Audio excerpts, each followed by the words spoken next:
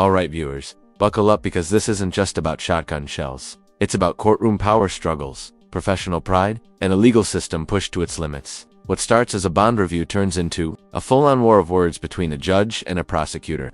Trust me, you don't want to blink. This is file number 25760FY, People versus Kuran Fuller. That's you, sir? Yes, sir, it is. You're here with your lawyer, Mr. Ross Truckee. Yes, sir, I am, John. This matter is set for a pre-exam conference this morning. It's got some history to it. It was set for a preliminary examination on the 20th of May, I believe the date was, and you didn't show up. So you should have bench warrant for your arrest. You presented yourself in court on the 28th, and I recalled the bench warrant and scheduled the matter for this morning. I asked for a special hearing regarding Assistant Prosecutor Gary Gabry. His boss, Deborah Davis, is here. Ms. Davis, is Mr. Gabry going to be present? Your Honor, he's next door doing the sentencings with Judge Pattison. So it wasn't clear from the email what exactly we were going to be covering. He was extremely disrespectful to me. He walked into my chambers, called me disgusting, stomped out and disagreed with my recalling the bench warrant in this case, which is a violation of the And here it is, the first flashpoint. The judge isn't just offended, he's calling out the prosecutor for violating sacred courtroom boundaries. We're talking about the integrity of judicial chambers, not just courtroom etiquette. This isn't just a legal request for an apology, it's a command for professional accountability. And professional ethics, and a great insult to me. He also was wrong on the facts and the law. So he needs to be here, and he needs to be prepared to apologize to me. And I'd like to make a special record with him present. If he feels he can come into my chambers and insult me and then stomp out because he disagrees with my ruling, he is sorely mistaken. So I want him present if we can proceed. We can certainly deal with that issue.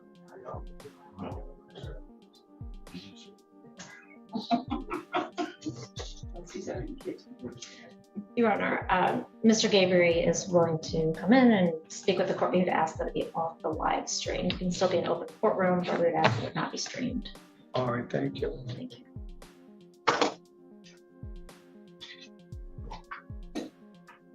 Classic court moment. Right here, everyone's waiting. Judge is irritated, and the prosecutor, nowhere to be found. It's the kind of delay that throws off the entire day's docket and leaves everyone in the room wondering what kind of storm is about to hit when he does show up.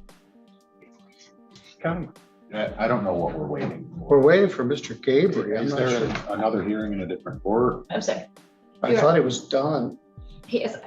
I guess I was hoping the court would address. No, I'm not doing it in chambers, and I'm doing it on a live feed. If he doesn't wish to be here, we'll make a record.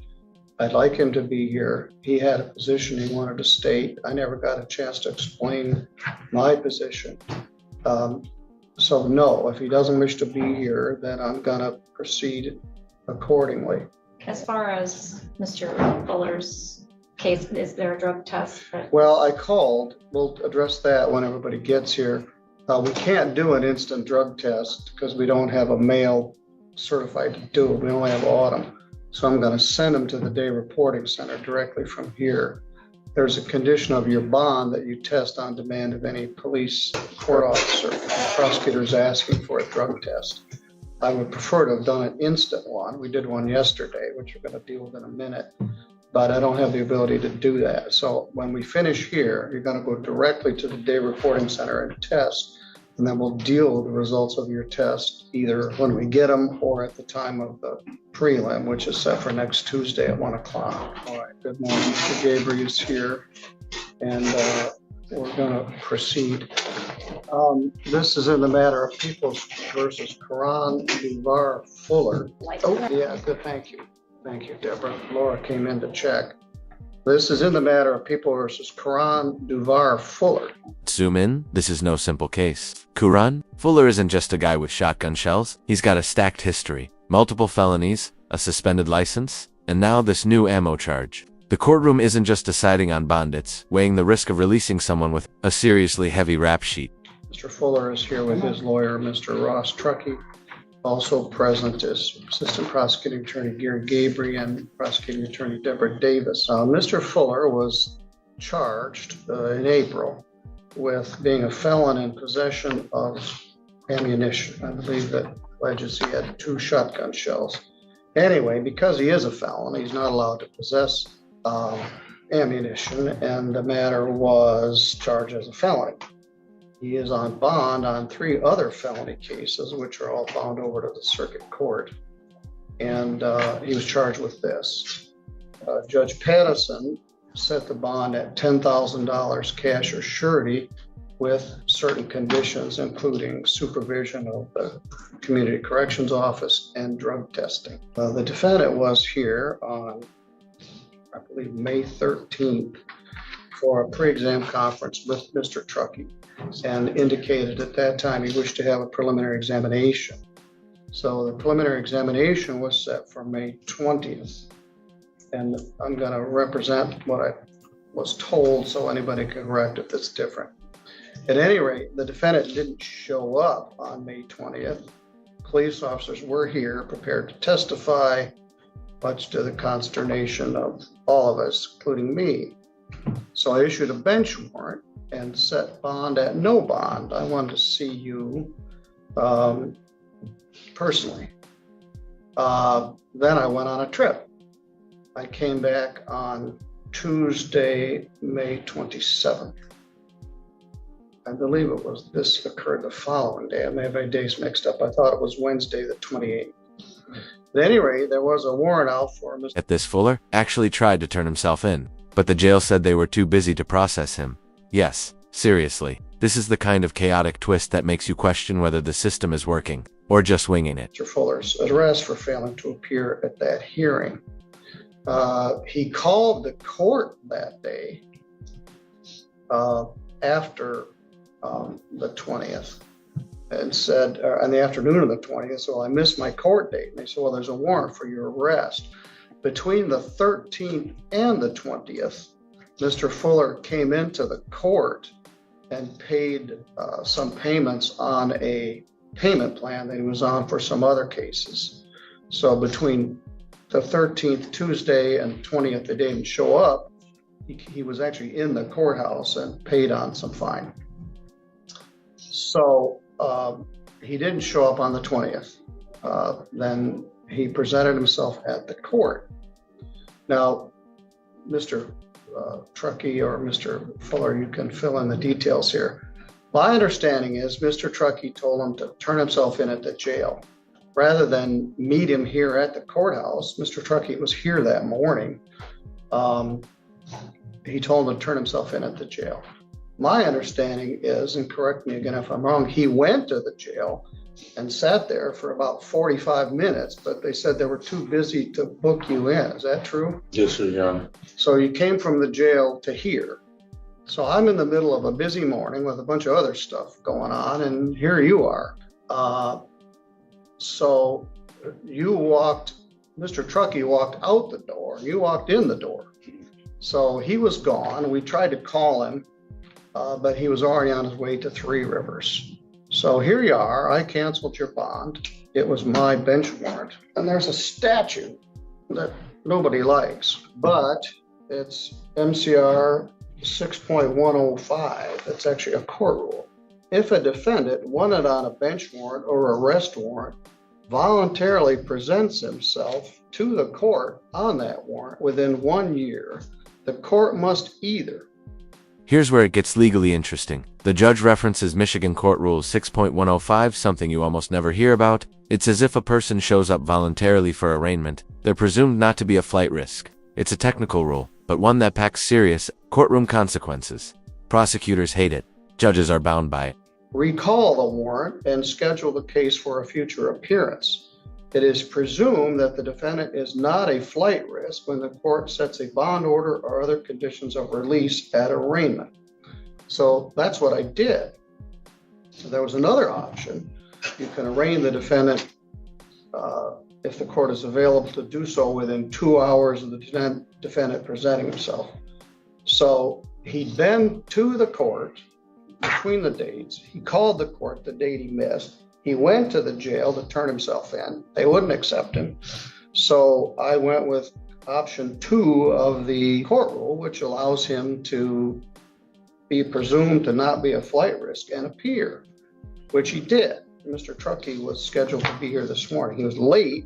He did call and said he was running late, but he's here. I didn't give him a PR bond. I simply recalled the warrant and reinstated the $10,000 cash or surety bond that was in effect. So it's like, okay, no counsel was here. Mr. Stickley wasn't available. Mr. Truckee had left. I didn't give notice to the prosecutor. I simply scheduled the matter for this morning. And then went on back about my business because I had other stuff to catch up from being on vacation. So some point later that morning, Mr. Gabry came into my chambers. I was in there signing some orders and I said, hey, good morning. I got something I'd like to talk to you about. I had a misdemeanor complaint that was handled by their intern that I wanted to check with him on. And he said, I have more important things to talk about than that. And he said, why in the hell would you give Kuran Fuller a PR bond? And I didn't have it. Why in the hell would you give him a PR bond? Those 11 words ignited this entire courtroom firestorm. That wasn't just disagreement, that was a direct challenge to a judge's authority. And if you know Judge Middleton, you know he doesn't let that slide. Instant response. I just recalled the bench warrant. And then I said, well, I guess I'm sorry I didn't give you notice of the proceeding, but he just showed up and I cited the court rule. So I set it for today. So Mr. Gabry was quite upset. He got up and either said, this is disgusting or you're disgusting. And he walked out of my office. And this was ex parte. Nobody else was in there but us. And so I left sitting there thinking either maybe the statute is disgusting or court rule that there's a presumption if they turn themselves in that they're not a flight risk. If I had done that when I was assistant prosecutor to Judge McManus, Bob Karras would have fired me that morning. When did it become a thing that the assistant prosecutor could come in and tell the judge? Now this is courtroom theater, except it's real and the stakes are high. The judge isn't just explaining his decision, he's defending his name, his integrity, and decades of judicial experience. He's not having any of it, not the sarcasm, not the disrespect, and definitely not in his chamber. That he's disgusted by a ruling that he made. I'm not sure when that became appropriate. I don't believe you do it to Judge Stutzman. I don't believe you do it to one of the judges in Kalamazoo. I followed the law. I had an understanding of the facts. I followed the court rule. I set the matter for hearing. He's here today. The offense he was released on was possession of 2 shotgun shells. I don't have the discretion to cancel this bond because Gary Gabry is mad at him. And I didn't deserve what you came in and said to me. In my career as judge, you've been the most disrespectful attorney to me, bar none. An attorney came to me after a hearing and said, how long do I have to be a lawyer before I can be as much of an asshole as Gary Gabry was to you? I don't deserve that, and I didn't deserve this. I followed the law. I had a better understanding of the facts than you did. I had a better understanding of the law than you did, and he's here now. Make a motion to cancel his bond in circuit court if you're that upset about it. I'm going to send him for a drug test here before we're done this morning. This violates the canons of professional responsibility. You have an obligation to treat the court with respect and your other lawyers with respect. And I understand that you were upset, but you left before I even got a chance to explain myself. So that isn't a thing. The assistant prosecutor can't go into the judge's office and say, your ruling sucks. That's not how it works. So I didn't deserve it. I don't deserve it. And I believe I was right. And he's here now. We're going to have a drug test. You have your right for a preliminary examination, which will be next Tuesday at 1 o'clock. And we'll proceed accordingly. So what I expect is you to apologize. I understand that you lost your temper and you're upset about it. And that's to be understood. Nobody liked Court Rule 6.105. It was very controversial with the judges. You either had to let them go or drop everything you're doing and arraign them within 2 hours. And as I said, he had turned himself in at the jail and they wouldn't take it. So I set it for this. So that's all I have to say on the matter. Ms. Davis? Thank you, Your Honor. First, I would like to say that we were not aware of Mr. Fuller attempting to turn himself into the jail. But that's the first I've heard of it is today. We'll certainly be following up with that. Our belief is that the bench warrant arraignment is a critical stage and that he should have had an attorney. We had made it clear at the last hearing when the request was made that we felt that Mr. Fuller was a continuing risk. He was involved with felonies. He's not new to this system. He knows how this works. He knows where he's supposed to be and when he's supposed to be there. His pattern of behavior towards law enforcement is extremely dangerous, with fleeing and eluding and resisting and obstructing. And in order to protect society and give our law enforcement the support that they deserve too, we were asking that his bond be canceled and that he be remanded.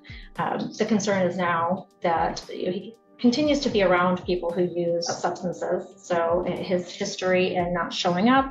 The prosecution fires back, highlighting Fuller's violent record, drug history, and ongoing cases. They're painting him as a danger to society. But here's the million-dollar question. Does that justify disrespecting the bench, or does it just distract? I'm thankful that the court is going to have a test done. Well, let's assume that all that is true.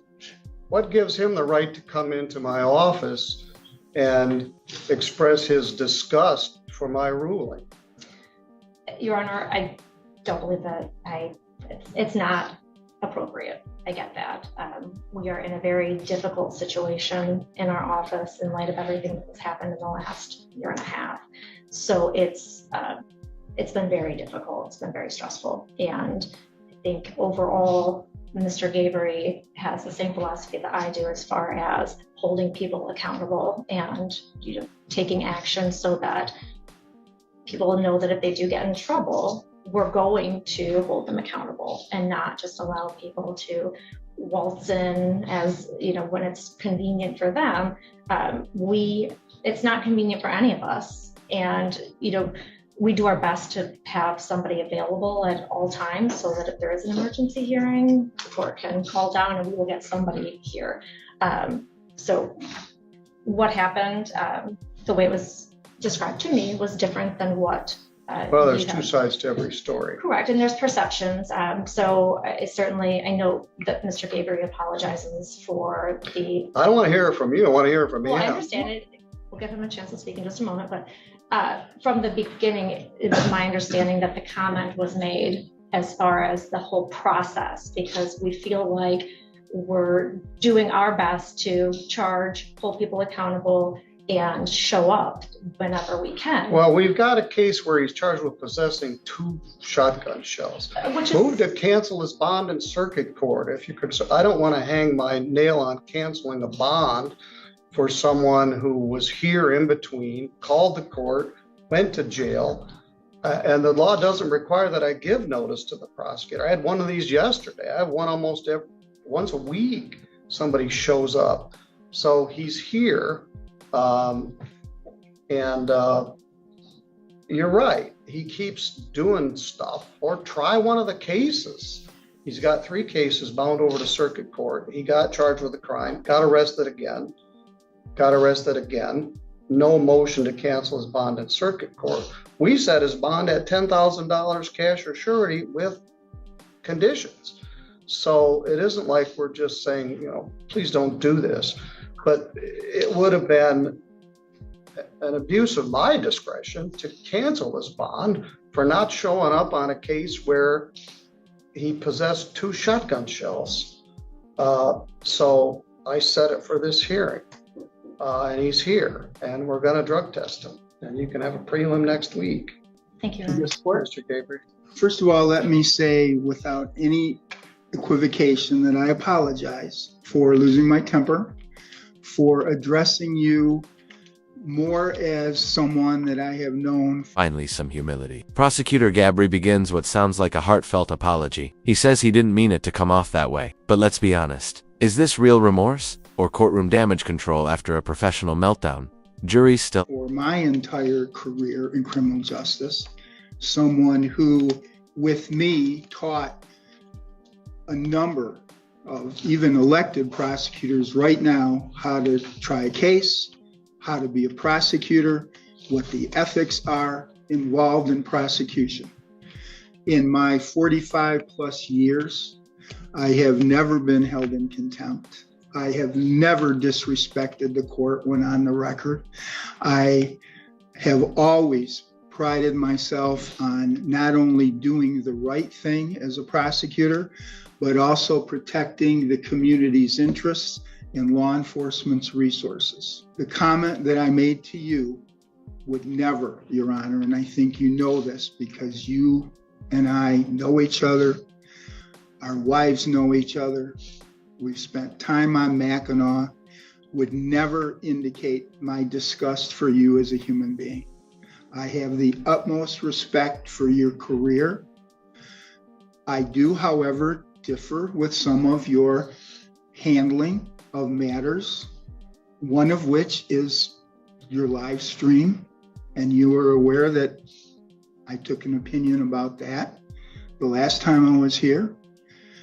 I still come to court when I can. I was brought in here to handle circuit court with the idea that this office might be able to get back where it should be before the last prosecutor dismantled things with his blatant accusations against my present boss. That's why I'm back here, because I believe in this prosecutor. I believe she's the first one you've had in a while that wants to do the right thing. And the right thing, just like it was the first time I was here for a while, was to hold the people that are putting a huge burden on the citizens in this community, to hold them accountable. My anger and my disrespect was directed towards a feeling that I have that this court expects a lot of its prosecutors to be here, to just wait, to address things that, as I just conveyed to the chief judge, one of the few counties I've ever been in as a prosecutor or a defense attorney where prosecutors appear routinely at sentencings. It just doesn't happen anywhere else. Why? Because they're busy. Well, we're busy. We have 3 people. One of them is the elected prosecutor, the newly elected prosecutor who has her hands full, just trying to correct the errors of the past year. That leaves me handling circuit court and helping out in district court, while Mr. Robert is helping out in district court and also spending a lot of time in Three Rivers. So yes, there is a lot of pressure on this office. Did that enter into my feelings of disrespect for how this system operates? Yes, it did. It was never directed towards you, Judge Middleton. There are times when I lapse and I have to think to myself to say Judge Middleton, because we've known each other a long time. I will, if I can, be honest now, not that I haven't been up until now. You will recall that while at that prelim, I came in here and I advised the court right away that I had been working and trying to get Mr. Truckee to let me know whether Mr. Fuller was going to waive or not waive, that I had talked to Mr. Truckee about what would happen if I'm going to have to bring officers to come in and sit as what you call kind of so what case. Well, they came and they waited and they waited and we waited. I looked at this young man's record, this 34-year-old man, and I saw bench warrants just like this on the Walmart case and the stolen car case, where he was supposed to be here. And it got adjourned, come back. I think Rhonda Ives, nope, no bench warrants issued.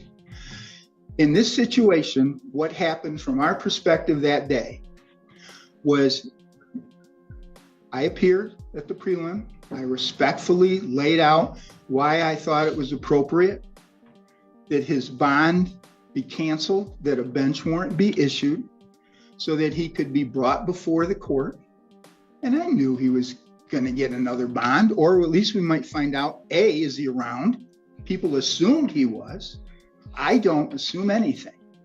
All I know is he was supposed to be here. You did a bench warrant.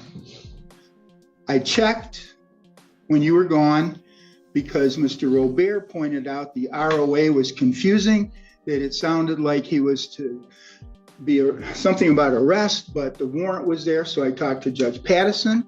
We went to the district court. We clarified the day before he walked into court that the bench warrant was valid. Mr. Truckee had told him to go to the jail, and I knew nothing about him coming in here. Certainly knew nothing about him going to the jail. I knew nothing about him coming into the court when there was a warrant, and nobody in security notified us. What I was notified of was when my prosecutor walked in that morning and said, I just saw Kuran Fuller riding a bike or something down the street. What's going on? So I go up to security and they tell me, oh, he came in and Judge Middleton let him go. That upset me. It upset me because I thought that because of the respect that I've always shown in this court, my willingness to try to be here to do what I can to help out, that I would have been notified of something when I'm sitting in my office looking at my cases. I want to know why he wasn't here. That's usually what happens in circuit. They get arrested. Why were you here? Well, my mother was sick. Okay, we'll reinstate the bond. Something to impress upon people that the court means business. And that's all I ask as a prosecutor, that the message that gets sent through this live stream, through our appearances in court, means something. Not comments like on the record, well, it's not the crime of the century. Or it's a pain in my neck He said he's a when this pain in the happens. neck. Pardon me? Yeah, he is a pain in the Right. neck. But he's more than that, Your Honor. He shows disrespect to you, too. Your statement that you made about, well, it's more trouble to book you in and then book you out. That's true. It is. But that's the system that's in place, All right, isn't listen, it? I agree with everything you said. And But let me finish, and then I'll take my admonition. I do not recall that you ever indicated, or that I indicated a PR bond. I didn't know what happened. All I knew is you let him. They told me that you let him out. I didn't hear the court rule cited whatsoever. That, I think, would have been the thing that we might have done on the record had he been brought in and Mr. Truckee held here or held in the jail and held in lockup until Mr. Truckee got back, because I'm interested to know what kind of contact, if any, he even had with his attorney after he walked out of here. Those are the kinds of issues that go into my decision on whether I'm not going to use additional resources to just simply file a motion in front of Judge Stutzman and bring Ms. Ives in and bring everybody else in because of the multiple attorneys that get involved here.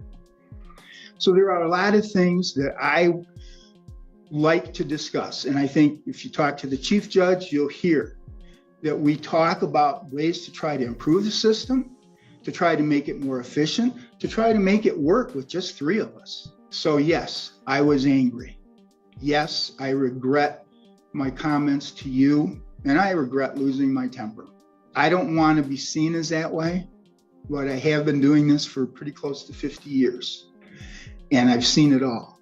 And I've been a judge dealing with parolees going back in front of me on the pro board.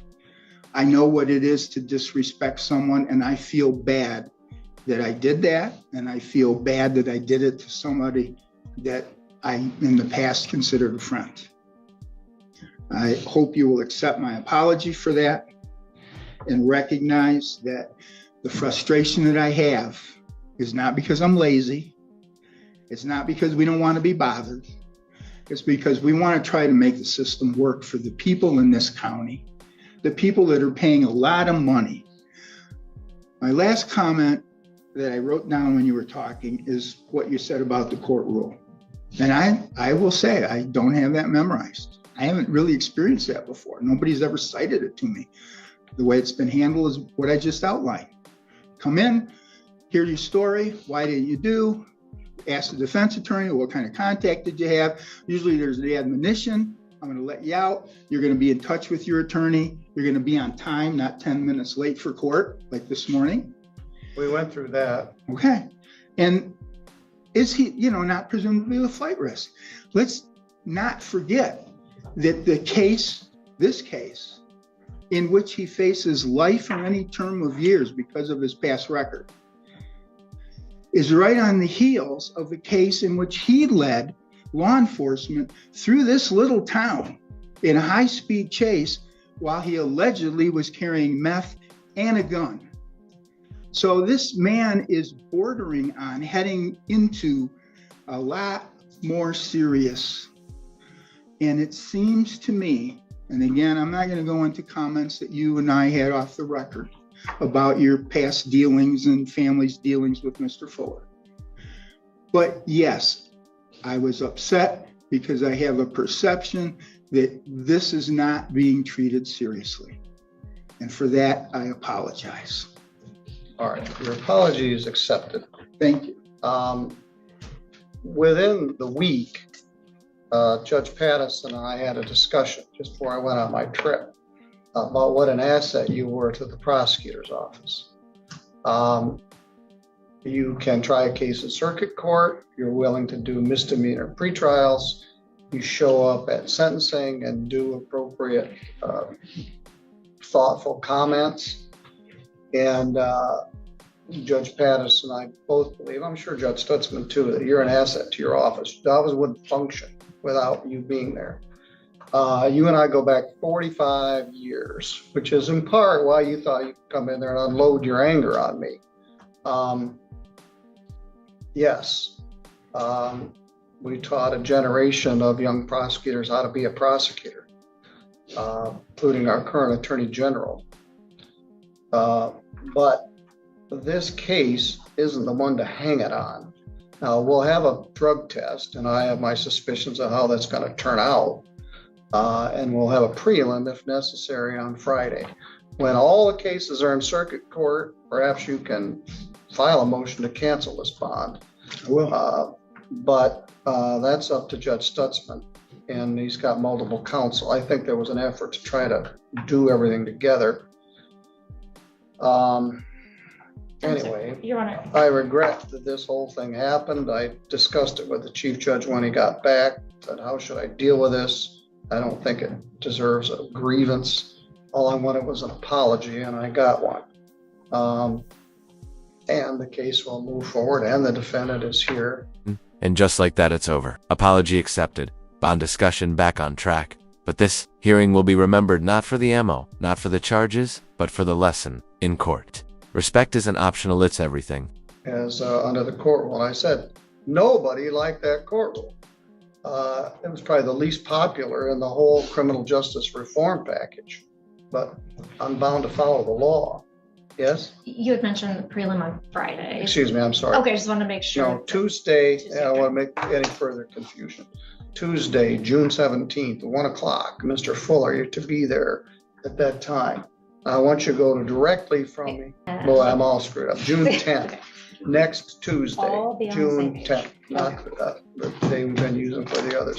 I want you to go to the day reporting center right now, and we'll do an 11 panel test. We'll figure out who's going to pay for it, but it'll be paid for. Yes, sir. Then it may take a few days to deal with that. We'll deal with the results of that at your prelim next Tuesday. All right, you're free to go. We'll let the day reporting center know that you're coming. Or will you call them and tell them Mr. Fuller's going to stop there for a 11 panel urine test? Thank you, Your Honor. Thank you, Your Honor. This matter is completed. Let's bring Ms. Welch in and deal with that matter. Security has concerns that she is detoxing. I did meet with her. They believe she's in her beginning stages, so she is a little fidgety Well, let's see. anxious. So She's positive for opioids and methamphetamine.